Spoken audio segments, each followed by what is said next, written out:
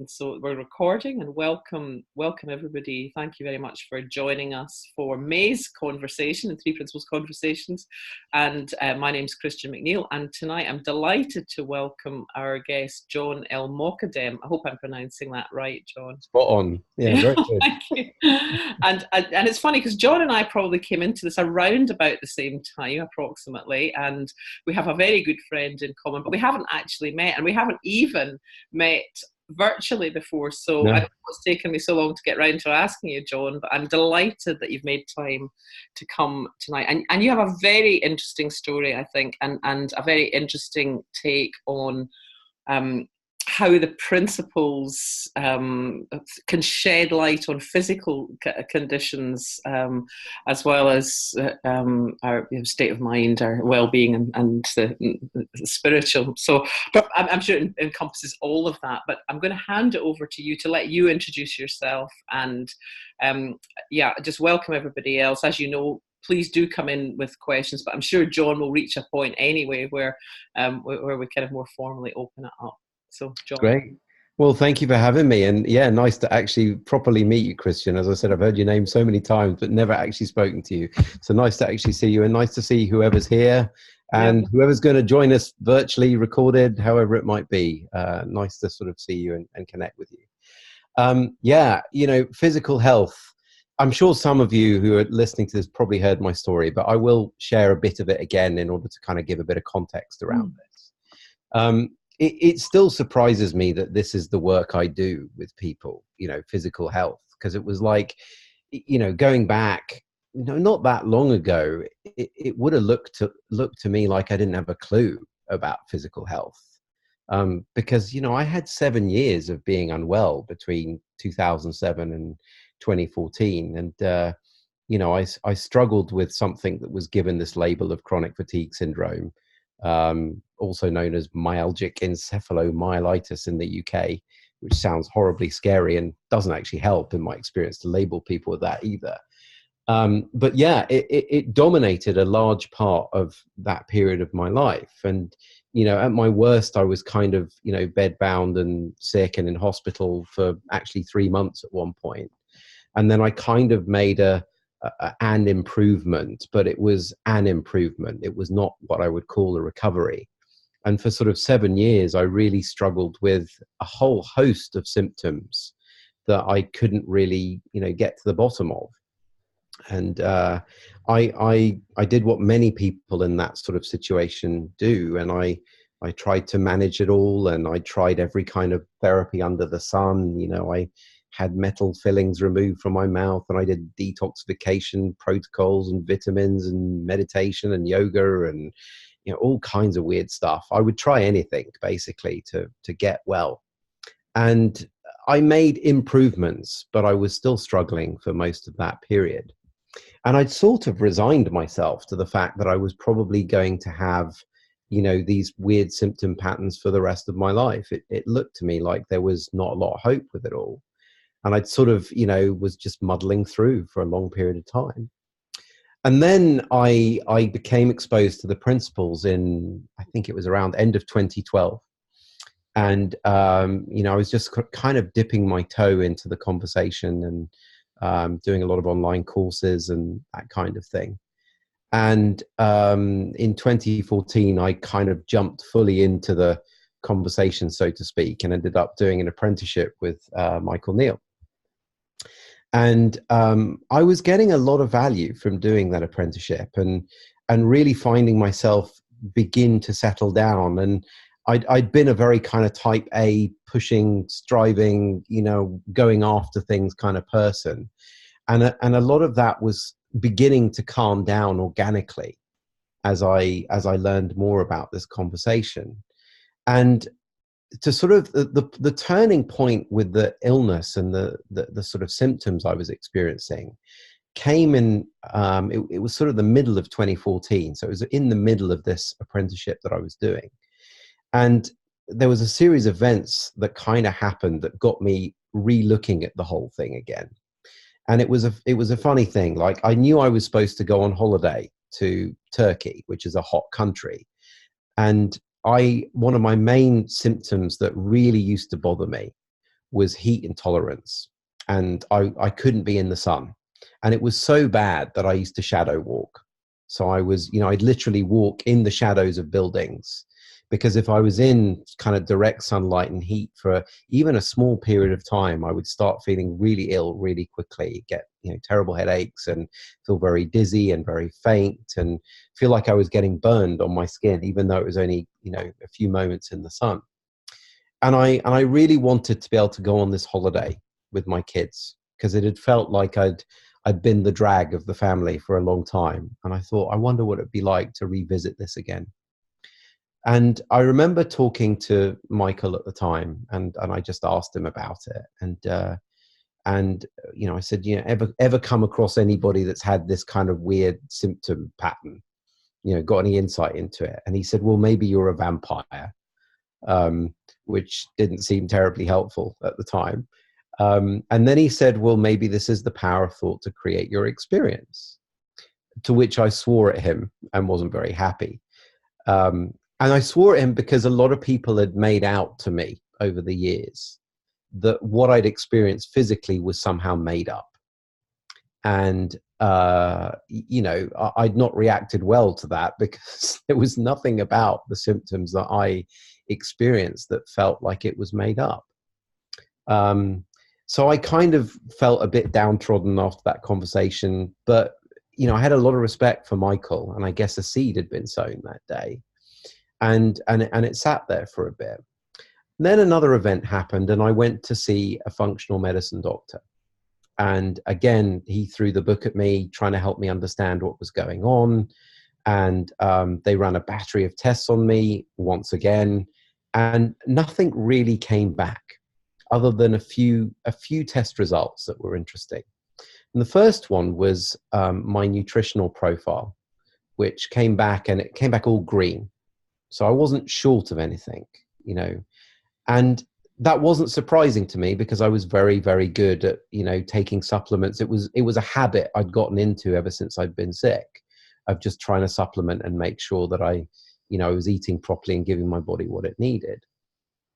And then the other thing that came back was my adrenal stress profile, which showed that my cortisol levels were very high and my other hormones were on the floor. And I didn't really understand what that meant at the time. So I asked this doctor, and he said, well, cortisol rises in response to stress. So if you're in a stressful situation, your body's fight or flight response gets engaged, and it stimulates cortisol in the body. And I said, well, why are my other hormones low? And he said, well, if you're in that state for a long period of time, because the building blocks for your hormones are all very similar, they get diverted to the production of cortisol, and you can start to find your other hormones start to get depleted. And when he said this to me, I started reflecting on my life, and I was like, well, do I live a stressful life? And didn't look like I did. I didn't really have like major worries. I was not worrying about money or my relationship or my kids or anything like that. It seemed like those things were okay. And then I remembered what Michael had said to me. Maybe this is the power of thought to create your experience. And as I sat with it and I reflected on it, I realized that I spent hours a day in my head thinking about, how am I doing? Am I getting better? Are my symptoms getting better, or are they getting worse? What can I do to try and improve it all? There was this constant churning around in mental stress, trying to work out how to get somewhere with my health. And I began to think, see what Michael had been saying to me, and go, oh, well, maybe this is the stress that's actually creating so much pressure on my body. And I started to understand more about the nervous system. And as I was talking to this doctor, he was explaining to me how the nervous system is split into rest and digest and fight or flight. And the two are very different modes. So when the body is in fight or flight, it's like you're running away from a tiger. So the body prioritizes functions based upon that. It goes, well, if there's a tiger to get away from, not too worried about digestion, not too worried about detoxification, not too worried about fighting infections or digestion or repairing wounds or anything like that. It's like, let's get away from the tiger, otherwise you get eaten. Right now, I was living in that, and it was if I think about how I describe it now, like I was doing that so much, it was like the service light had gone off on my car, 10,000 miles, and I'd then driven another 50. Right? No wonder things were a bit rickety. No wonder things were not working very well. And so as I started to see this, and I think it was also a combination of the fact that I'd had 7 years of having tests thrown at me and nothing conclusive coming back, I started to get wind of the fact that maybe the symptoms were just the result of a body that had not been able to service itself because I'd not allowed it to, because I'd lived in this chronic mental stress. And it apparently impacted me enough that I just lost my fear of the symptoms. And, they stopped bothering me because I was like, oh, this is just the result of me overthinking all of this, right? They don't mean anything, specifically. And what I found was that the more I stopped being bothered by the symptoms, the more they actually started to go away and fall away. And that was because, I would guess, my nervous system was moving back into a rest and digest mode, right? So as I started to see this more and more, I actually got to a point where it was only 4 or 5 weeks later, and I found myself on holiday, on that summer holiday with my kids, standing in the sun with my shirt off. There is a very unflattering picture somewhere on the internet, I think somewhere still knocking around, after I wrote a blog about this. Because I got to a point where I was fine. Now, I'd lived, as I reflect back, I began to see that what had actually made me sick was not, the viral infection that I got in 2007. I mean, that was like the straw that had broken the camel's back. But the seeds for me getting sick had actually been sown years ago in my misunderstanding. Right? Because I'd learned to live in chronic stress for most of my life. I was always trying to get somewhere. Whether it was with health, that's where it ended up. But before all of that, it was get somewhere in my career, get somewhere with my relationship, get somewhere with my bank account, get this, get that. There was always a place to go. And so I lived in this constant resistance, and that must have been like a chronic stress on my physical system. Now, when we think about, the title of the talk, is being healed the same as being cured, we can think of it as being like, if you think about being healed as well-being, as being at home, as finding peace in ourselves, and being cured as the elimination of symptoms. Well, I looked at it as, if I'm cured, then I can be at peace. As I'd looked at everything else in my life. When I've got a good job, I can be at peace. When I've got this, I can be at peace.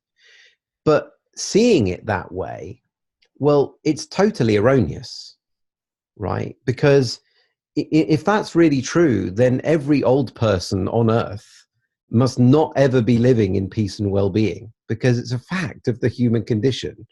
We get a bit rickety. Things start to fall apart. As I'm finding, as my kids pointed out, I had gray hair. What's left of it? I have gray hair now. It's like, that's the nature of the human condition. The body is degrading on some level. And so what happens is, the more we get lost in this illusion that we have to be cured to have well-being, well, we actually end up with neither. And we actually end up with worse physical symptoms, in my experience.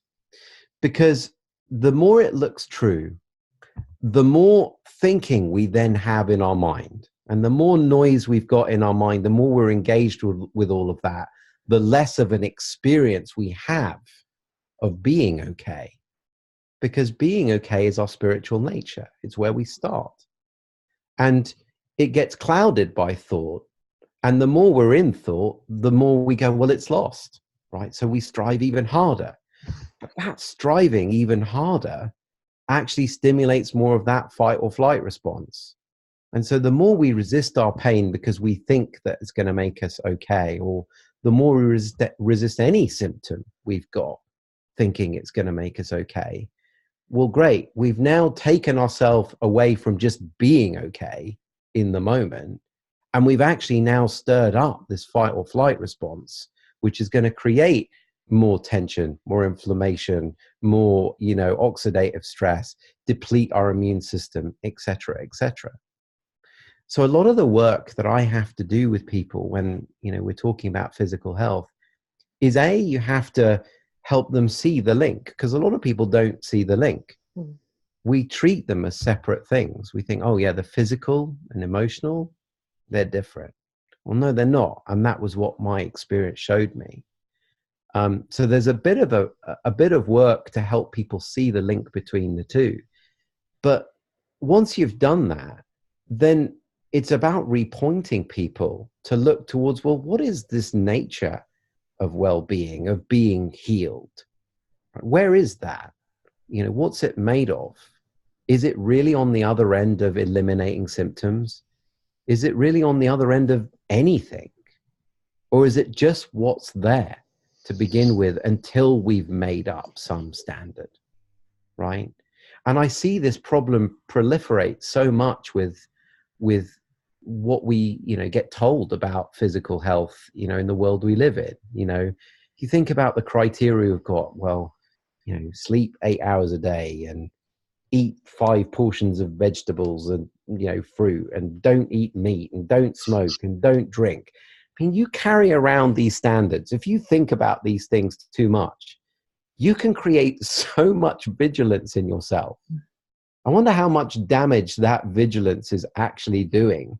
Even if you're managing to not smoke, not drink, and, you're doing everything you're supposed to be doing. But if you're so vigilant for it all, how harmful is that? And is it actually helping people to be okay at the same time? Well, probably not, because they're now carrying around in their mind all this thinking about what they've got to do to be okay. They're probably experiencing anything but. So for me, it's really important to point people to the fact that, well-being is always here. Being healed is always here. And it's not on the other end of something. And the more people can begin to look towards that, get an experience of it, touch it, see its nature, well, the more they begin to settle down. And actually, that settled down place is the place that we call the foundation for health. Right? It's not the only ingredient, but it's a really important one, because when people begin to drop into that place, well, that is the body's default rest and digest, healing. It's like its optimal position. Now, it's not a guarantee of health, though, right? Because at the end of the day, like I said, we get old, things fall apart. But in a way, if you can get people to look towards that healed well-being space and start to see it, then it doesn't matter so much if their bodies don't, repair or get better. Because in a way, they've actually found what they were looking for in trying to heal themselves, in trying to cure themselves of their physical ailments. So that's a kind of starter for 10. I thought, let's start with that. That's fantastic. I just love that, John. You just explained that so clearly, and thanks for everything that you shared. Oh, and cool. I saw a couple of things there for myself. One was that I was plagued with kind of chronic problems for years before I discovered the problem. It wasn't my main thing. I had so much else going on, but I had frozen shoulders and back pain and neck pain and all sorts of things. And it just occurs to me I have none of them today. None of that, and I'm probably stronger and fitter than I've ever been. And for me, that's a kind of byproduct. I think of this understanding of having a sense of how I create my experience and how I don't have to take my ups and downs so seriously. Yeah. And I loved what you said too. I can't remember the exact words you used, but that sense of well-being available, you know, whatever is going on physically. And I remembered an experience I had when I was fairly new to the principles, and I was in excruciating pain. And because it was in my middle section, they admitted me to hospital to rule out a heart attack. Anyway, it turned out it was a gallstone. Mm-hmm. And I kind of settled into a place of deep peace, despite the pain. And I was still sort of in a fetal position. It was really, but I was also peaceful. But what just occurred to me when you were speaking, John, was that after that, the stone actually passed itself. Now, there was a kind of crescendo of pain. I may say the sweat, but what occurred to me was that perhaps that being at that place of deep peace helped. Now, it's not as you say, it's not a guarantee. You know, anything could have happened. I might have had to have surgery, but it as it happened, once it had passed, the pain was completely gone. There was just nothing. I mean, absolutely nothing. Yeah. Yeah. And it occurs to me that the more that we look to that place of peace within, rather than going to battle with whatever it is on the surface, and it seems like we give ourselves the best chance. You know, that the symptoms, whether they're physical or mental, or you know, some other form of issue, are more likely to resolve from that place, but it's not guaranteed, and it's sometimes an outcome. Yeah, and one of the things that I see, you know, in the client work that I do is that there's a real need so people can hear this and they can go, oh, right, if I just find this settled down place of well-being, then that's the new solution to my symptoms. And it's not. They still hear it as a kind of prescription. Mm-hmm. And there's I mean, I had one client recently, and I noticed that that's just how she was hearing it all the time. And I said to her, I think you need to come to look to the possibility that you may never be free of your symptoms. Right. And she said, do you not think there's hope? I said, I don't even want to entertain that idea with you, because the minute I put it forward to you as if it's an option, you cling to it. And then you try really hard to get what we're talking about, which is actually taking you away from just being okay with yourself right now. Yeah. So there's a way in which, yes, it's true. I mean, like when I talk to people about the link between this understanding and physical health, a lot of the time, it's just a way of getting them into the conversation, right? Mm-hmm. But once they're into it, you've got to try and repoint them to actually begin to value more the freedom, well-being part of it, rather than the being free of, you know, whatever symptom pattern it is. Because unless they start to value that more, they'll always be looking to it as a way of trying to eliminate. Yeah. And that's still fighting, that's still resistance. And we do that as human beings. I'm not going to say I don't do that on some level, but there's more you can get from it by just beginning to value just being at peace, being free. Yeah. Because that's always there. And, you know, I was thinking also about what you said about pain. When I herniated a disc last year, like I fought against it. You know, it looked like it had completely messed up my life, and I was in this desperation to get rid of it. And I just watched as my back pain got worse and worse and worse. And the point at which things started to improve was the point at which I just realized, hey, I guess I've got back pain and I'm not doing what I thought I was doing. You know, and I settled into it and realized it was okay. And that was the point that things started to heal. But I didn't do it as a prescriptive thing. It was just, the more I'm trying to fight this, the more suffering I'm creating. Yeah. Yeah. Lovely. Cool. I mean, not lovely that you were suffering, but lovely the explanation. I'm conscious that more people have joined us. John, are you up for some questions? Or yeah, absolutely. I'd love questions to make it as relevant as we can. Annette, are you about to come in? You look as though you're. Maybe she's not. Maybe she's just. Do people put hands up, or how does it work? Well, you feel free to. You can either just unmute yourself. Oh, Judy, lovely to see you.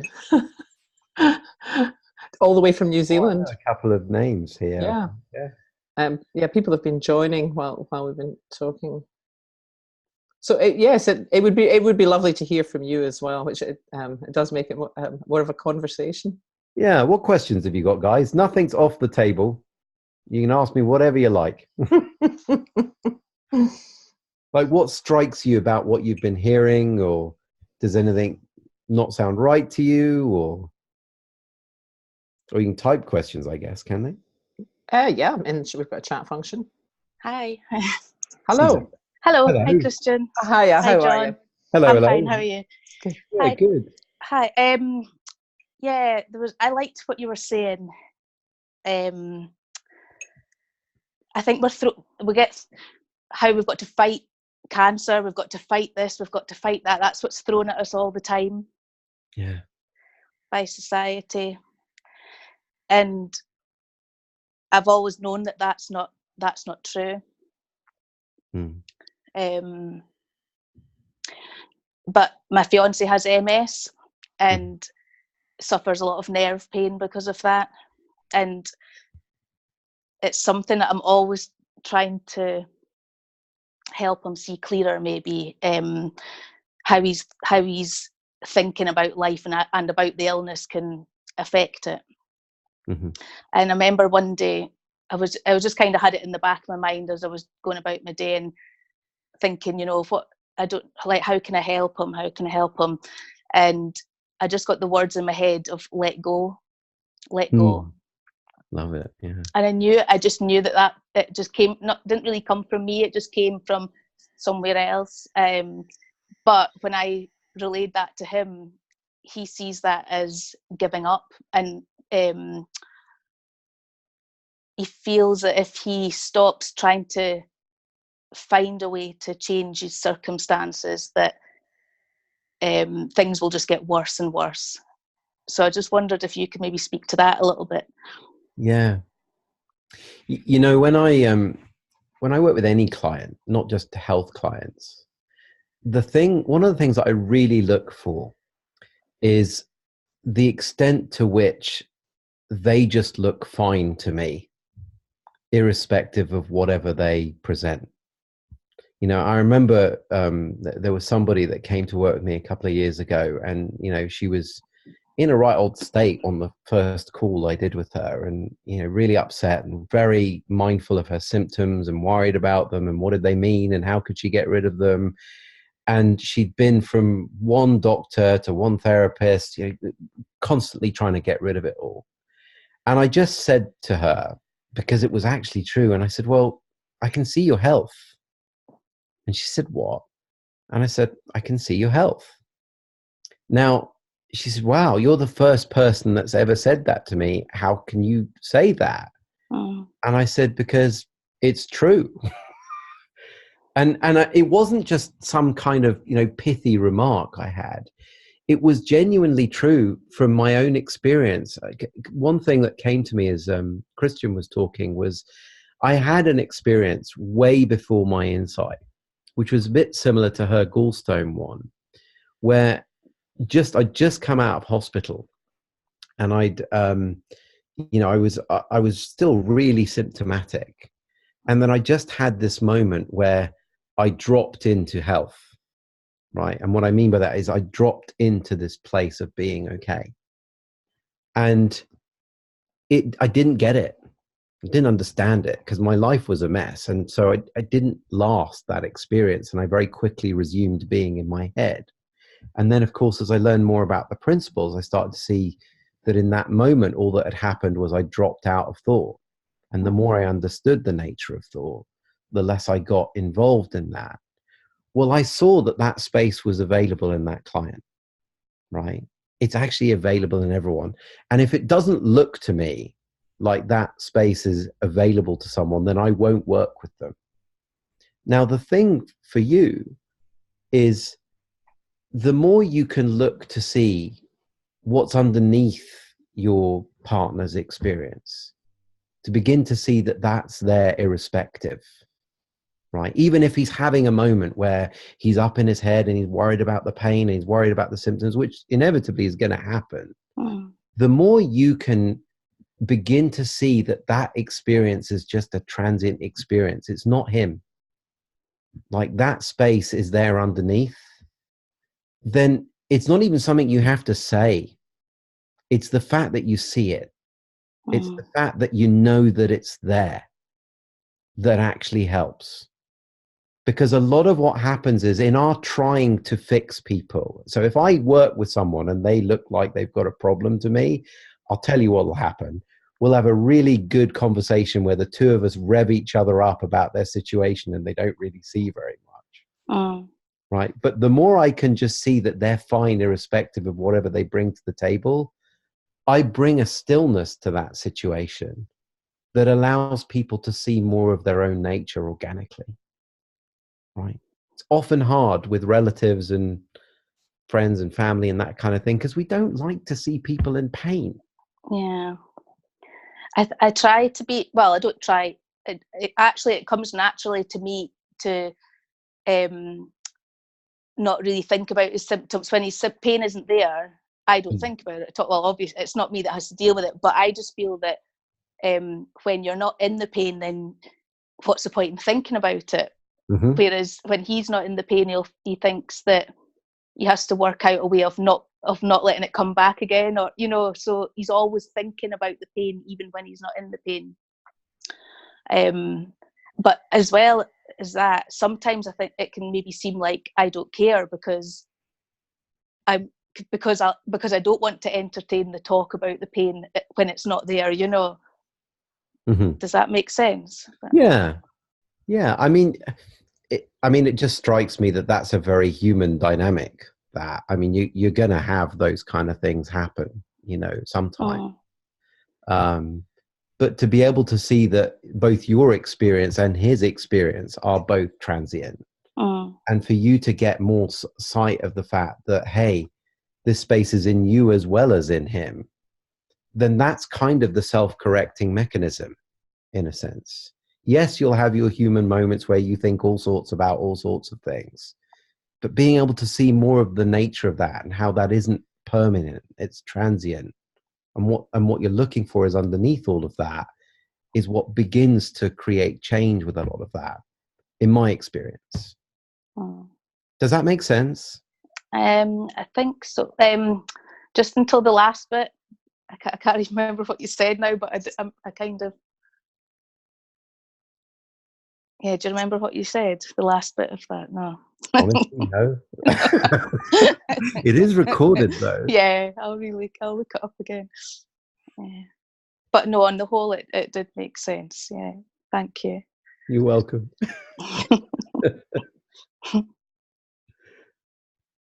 Any other questions there, Christian? Oh, I think you might be muted. Thanks. Sorry, I had muted myself. I'm trying to encourage Judy to come in all the way from New Zealand. Oh gosh, what time is it there? It's actually 7 o'clock in the morning now. Oh, so that's not too bad. Not a bad one. Yeah, the number of times I'm getting up at Dolly's 4 o'clock in the morning or something. It's ridiculous. I was just going to quickly share a little story I had. I burnt myself really badly at one point, to the point that I had first-degree burns all over my face and lost a lot of hair around my hairline, and all the hair on my face, actually. And it was a really interesting experience because during it, I really clearly saw a connection between my thinking and how I was feeling. And when I was starting to beat myself up about what I'd done, because I did something fairly stupid, my pain would literally go up. And when I was feeling appreciative of how lucky I was, my pain would actually go down. And even just feeling grateful for the nurses and doctors not making me feel stupid, any more stupid than I felt. And it was actually really fascinating. Not to say that I didn't still experience pain. I was still grateful for the drip.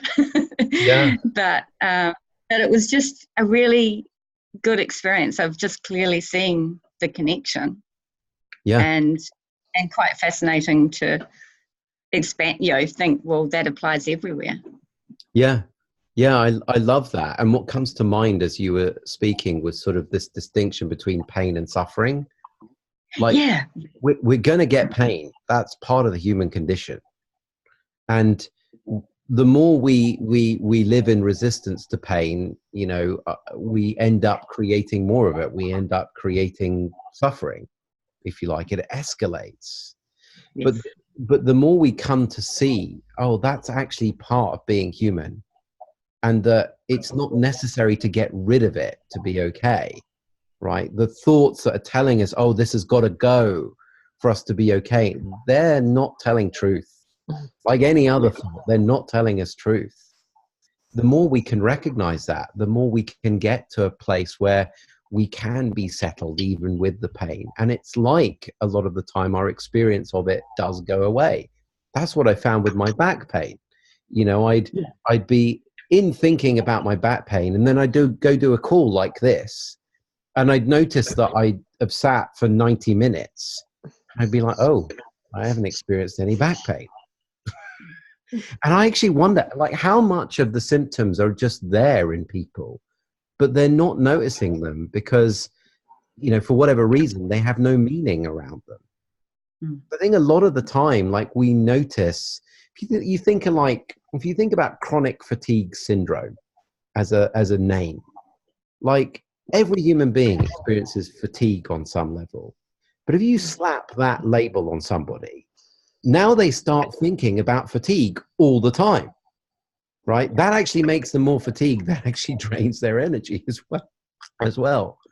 So the fact that we get drawn to these aspects of our humanness gives meaning to them, and then causes us to not only think about them more, but then experience them more.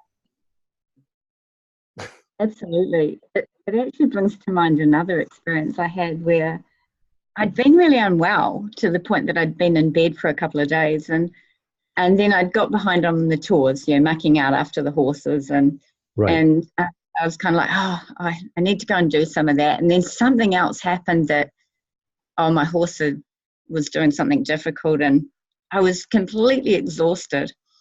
And I was kind of like, I'll just go back to bed and I'll do this tomorrow.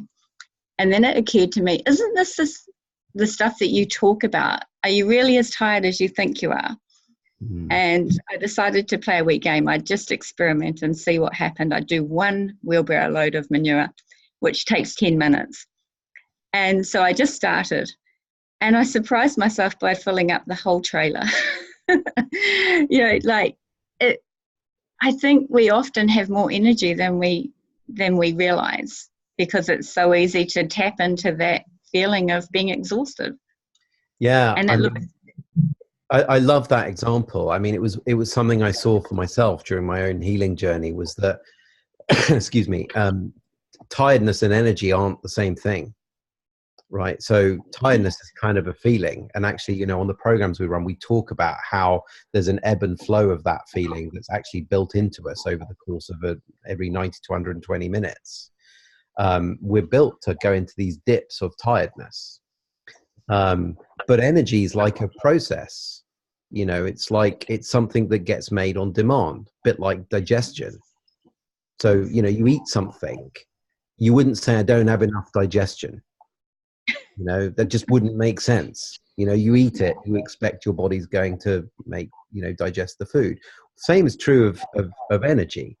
When we move and we start doing things, energy gets created by the body.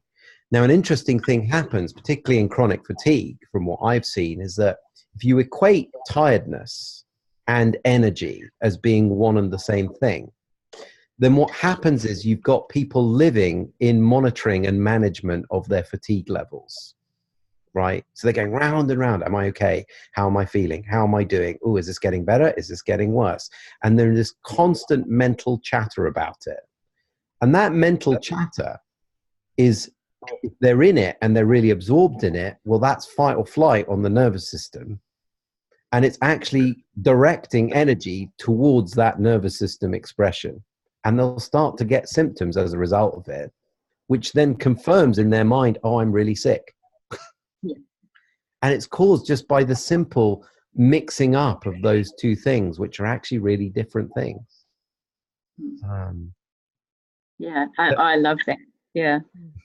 And I often think that as hard as it is to get started sometimes when I'm not feeling so good, it's just as hard to stop. Because once I get going, I feel good, and I just want to do that little bit more. Yeah. That's it. Yeah. The body's Awesome. responded. And Yeah. you've got the momentum, and it's now making the energy, and yeah, because as you say, you don't get the energy until you get started, till you need it. That's right. Yeah. Awesome. I'll let someone else have a turn. Oh, brilliant. Nice to meet you, by the way. We've had contact in the past, haven't we? Yes. Thanks, Judy. Lovely. Who else? I can't get everybody on my one screen. If you would like to come in, please do just unmute yourself and do I do have a question. Oh, hello. Hi, Suzanne. Hi. Who am I speaking to? I can see. Hello. Yeah, if you could say something, Michael. Or hello. Hi. John. Hi. Call me what you like. I just have a question, and I hope it's relevant to this. I really do, but it's kind of like a burning question that I have, and that is with the hormones. How does the hormones, what effect does the hormone? Because you wake up and I have a daughter who's 16, she'll be 17. She's full of hormones. I work with youth; they're full of hormones, and I tell them that you're always living in the feeling of your thoughts. But hormones has an effect, and I'm just wondering if you have a take on how hormones affects our thinking, or if it's the other way around. I can't quite get that connection. I'm just wondering if you could, if anybody could answer that. And if it's not relevant, just say. No, I think it is relevant. I'll answer it as best I can. Karen's probably slightly better at answering this kind of question, but I'll have a stab at it. So I can certainly see the link between so in my case, I mean, I saw, firsthand what living in chronic mental stress was doing to my hormone expression.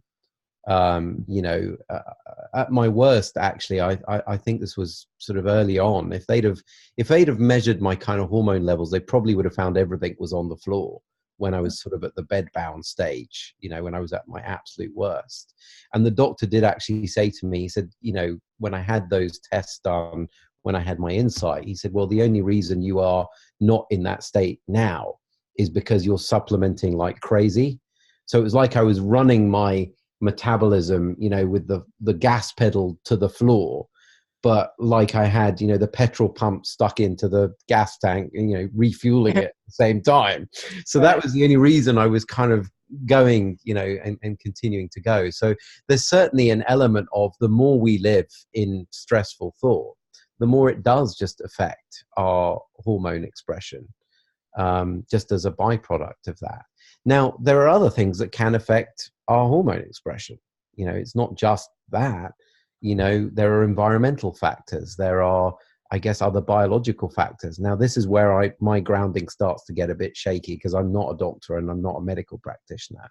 But I can, understand that there could be other reasons that could affect those things. If I could, I understand that our thoughts affect our hormone levels, and if we're thinking, they will affect our cortisol, they affect our biochemical.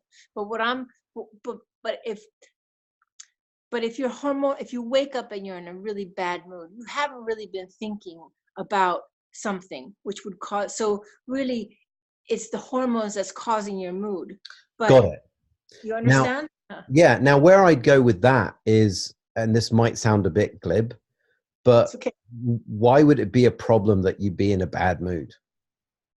You see, from what I see and what's been part of my journey is waking up to seeing the absolute safety and normality of the entirety of my human experience.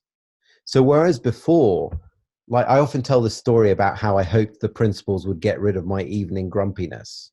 Okay. Right. Because I could get really grumpy at night. And then when I first started to learn about the principles, I was like, oh, well, I shouldn't be grumpy now because I know about the 3 principles. That was a really good recipe for making myself even more grumpy. Right. Because not only would I have the grumpiness, but then I'd have the thinking, oh, I shouldn't be because I know the principles. Right. Right. So it would make it worse. Now, what I came to see was the principles were not a way of getting rid of my grumpiness. They're a way of just helping me understand it and see why it was absolutely fine I could have that experience sometimes. And the more I started to see that, the more I would have. And I do have days. I'm human like everybody else. I have days where I wake up and I'm just grumpy. Yeah. Well, the difference is I'm not sitting there going, oh, well, why am I grumpy and how do I get myself out of it? It's going, oh, I guess that's how I am this morning. At some point, I won't be. See, I do this. I would do that too. But what I'm thinking about is when I'm trying to explain the 3 principles to someone, or I'm trying to say, but you're always living in the feeling of your thought, and it's always going to go that way because what you think you're going to feel. And then they'll say, no, it's the hormones, it's the biochemistry. No, it's not, that can't be. It can't be because I'm hormonal, and that's not my thinking. So I'm trying to figure out how to. I understand it's a state of mind. I understand that. That I can just realize, oh, okay, I'm in a bad mood and that's all good and it's not a problem or whatever. I'll just be in that bad mood. But I need to understand. I'm really trying to understand how Yeah, I mean, where I go with it, I'm not sure I can go much further with going into the detail of the hormones, but where I'd go with what you've just said, I mean, if I was sitting with a client that was talking to me, trying to figure out why they were the way they were, I would be interested in why it matters to them so much that they are that way. Yeah. Because the more it matters to them, the more figuring out they're going to do, the more busy they're going to get, and the more down the toilet they're going to go as a result of trying to figure it out. Versus, hey, human beings go up and down. That's normal about all of us. Right. Yeah. It's only a problem if we make meaning out of it and decide that we shouldn't. Right. Thank you. That was good. Thank you very much. You're welcome. No problem. And very relevant as well, by the way. Oh, I'm glad. I didn't want to ask, take your time, but thank you. No, perfect. Okay. Great. Thank you. No, it really is great when people come in because the whole idea of this, that it is, there is a conversation. And I was just going to, Helen, before you could I was just going to make one further point, if that's okay, John, that out of something that Suzanne mentioned. And I think it's that thing of the perils of trying to pass this on to your family. I was just reminded of that. And also what can be implicit in that is that do I need them to change? Am I looking to make them change, and why? So I just put that out there that personally I have found that the client who isn't a client is acting as actually a family member is probably not a particularly productive place to go for me. No, you're right. Yeah. But that's from bitter experience. I agree. Bitter experience, but I steer away from family as much as I can because I've usually got far too much thinking about it to be clean. So. Yeah, thanks. I think Helen, you were wanting. Sorry to. Yeah. Hello. I was just wondering. Hi, John. I was just wondering, have you any experience of people who are suffering with fibromyalgia? It seems to be something that's not necessarily accepted by, orthodox. Maybe it is now more than it used to. I'm not sure, but friend of mine. So not a family, but I've known her for years, and we have good conversations. And she's very wise. She's not fighting and resisting and obsessive, but she finds she can't take any pain relief at all, and it tends to make her worse or affects her in other ways that she does not desire. And I'm just wondering, I know I've heard everything that you've had to say, and I'm reasonably well grounded myself in the principles. I'm just wondering, is it a special case, or would you find that it's just pretty much you treat people who present with that sort of those sort of symptoms? Like she says, sometimes everything's paining apart from her eyelashes. In fact, every day she has severe pain everywhere, and then other times getting much more extreme if she doesn't limit her amount of physical activity and overdoes something, then she'll really suffer for it the next day or the day after. I'm just wondering if anything that might be helpful or interesting, or Yeah, I mean, my experience of fibro is that it's very similar in the way people see it as they do when it's chronic fatigue, right? And the difference is mainly what that person has gotten innocently on red alert for. So someone with chronic fatigue has innocently gotten on alert for fatigue and energy and tiredness and that sort of thing. So they think about that all the time. They notice it all the time. They are aware of it all the time. And somebody with fibro tends to have gotten more caught up on the pain aspect of things. But if you look and see what's going on behind the scenes of both of them, there is the same kind of, I've got standards about how I should be. I am monitoring for those things a lot. I am comparing for those things a lot. I am vigilant for those things a lot. And as a result of that, they are causing their nervous system to be in a lot of fight or flight. And when you think about fight or flight, you can also think about the tension that occurs. You can think about lactic acid that gets built up. So if you do that with your hand for a long period of time, it starts to ache. Well, somebody that's living in fight or flight, their body is in that condition all the time. So it starts to build up into this situation of pain, and then they are on alert for that, which then creates even more of it. So the route out of it is first about, from what I've seen with the people I've worked with, is about helping them see that, understand that's how it can work, and then helping them to almost make peace with the pain, and that is that health conversation again. It's helping them to see that maybe what they're looking for is not on the other end of continually keeping track of their pain and monitoring for it and, trying to do something with it. But there's also something that I often find needs to be done in getting people to recalibrate around what's normal. So, if I think about people with chronic fatigue, when they go and do more than they normally would, and then they talk about getting relapses. Well, if you put that in the context of normal people, right? So you get them to think about this and go, well, what's actually normal for human beings? If you get a normal human being and you say, right, go to the gym, and they've not been, well, what's going to happen to them? The next day, they're going to hurt, they're going to ache, they're going to be tired, they're going to have symptoms. But the reaction to that is not going to be anything other than, oh, good workout. At some point, I'll feel better. Now, if you get someone who's on alert for pain or who's on alert for fatigue, before they even go to the gym, they've spent a week thinking about it. So they've revved up their nervous system around that. Then they go there, do that activity, thinking about it, monitoring it, checking in for it. All that time is more of that nervous system stimulation. Then they get to the end of it all, and they got more symptoms than the normal person because they've been in all of that, thinking about it and fear and resistance to it. Right? So getting people to see, well, what's actually normal? And why is it expressed more in someone with fibro or chronic fatigue? Well, because they've been taught to think more about it. They've been taught to be fearful of it more. So it actually makes more of what they don't want. Now, does any of that help or make sense?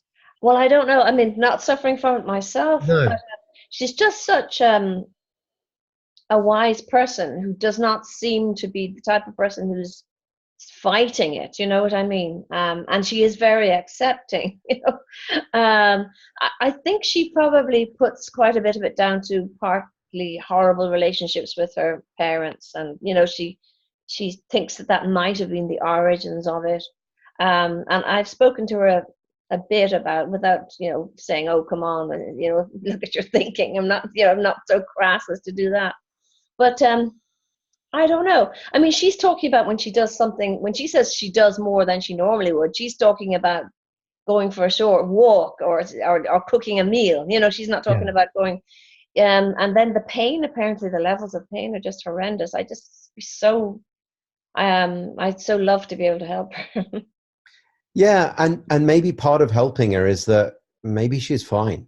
Yeah. You know, maybe there's nothing that needs to be done there at all. And it's really easy for us to look in and go, oh, there's something wrong there, particularly if it's people we care about and, you know, we love. But actually, these kind of situations are part of being human.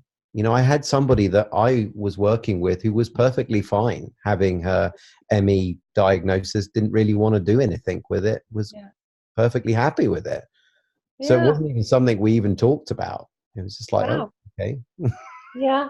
Well, she does seem very accepting that, although she has been seeking many different alternatives and nervous work and energy work and all kinds of things over the years, she's very, she uses a mobility scooter, and she's accepting of this. Sounds to me like horrendous levels of pain.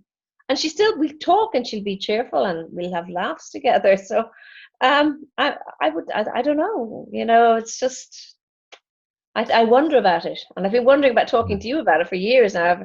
I've been hearing that you're doing work of this kind with people, and I thought, I wonder what John El-Mokadem might have to say about this.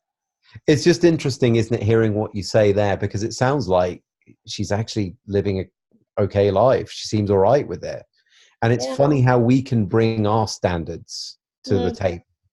And it's something I'm at risk of doing in working with people with this, is that I can go, oh, yeah, well, I could help them do better. It's like, well, who's to say then there's anything wrong with them other than the fact that I think they could do better? Yeah. Like, what's to say that I know this? It's my idea of pain. And when I have bad pain, as we all do, I will take some painkillers. Or I won't immediately do that, but I'm quite good at getting rid of pain without painkillers too.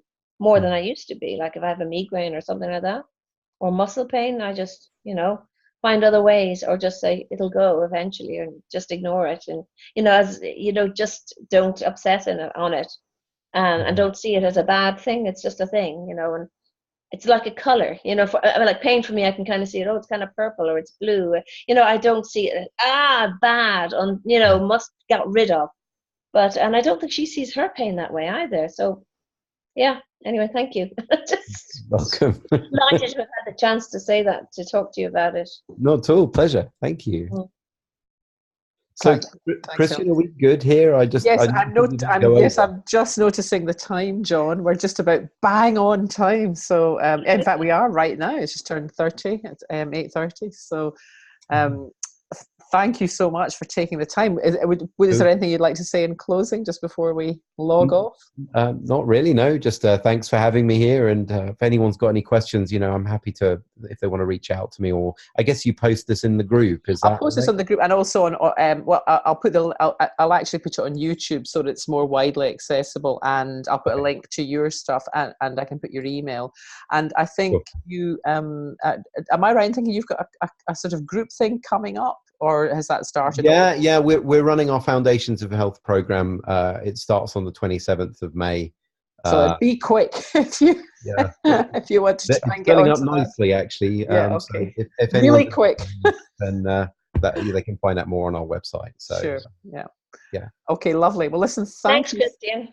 Yeah, thank you so much. That was just a wonderful call, really excellent. Really enjoyed it, John. Thank you very much indeed. And thank you all for being here and bravely asking your questions. I appreciate it. Nice to be here, Christian. Thank you very much. Thank you, and good